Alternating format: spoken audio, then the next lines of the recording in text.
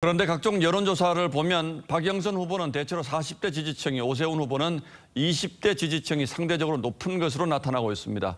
과거와는 상당히 다른 이례적인 양상이고 젊은 층일수록 진보 정당을 지지한다는 일반적인 통념과도 차이가 있습니다.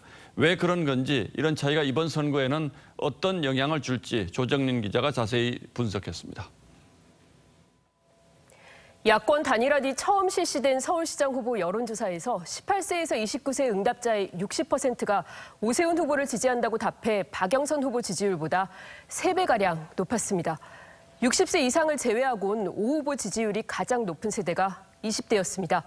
반면 박 후보 지지율은 40대에서 57.9%로 가장 높았습니다. 원래 여권의 고민은 여성 친화 정책에 반감을 가졌던 이 남자, 즉 20대 남성들의 이탈이었습니다.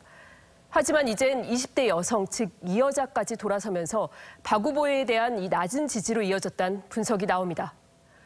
문재인 정부 출범 초기인 2017년 20대 여성의 정부 지지율은 95%에 달했습니다. 박원순 전 시장 사건이 있기 한 달 전인 지난해 6월에도 20대 남성 지지율은 37%였지만 20대 여성 지지율은 60%로 견고했습니다.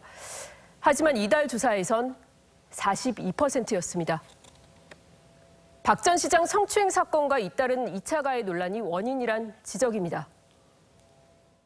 페미니스트 정권을 주장을 해왔는데 실상을 보면 피해 호소인이란 말을 만들어낸다든지 박원순 전 시장의 이름을 새기겠다든지. 최근 한 조사에서 서울시장 후보 지지 결정에 가장 큰 영향을 준 요인에 대해 20대에선 전직 시장의 성희롱 사건이라고 답한 비율이 국정심판보다 높았습니다.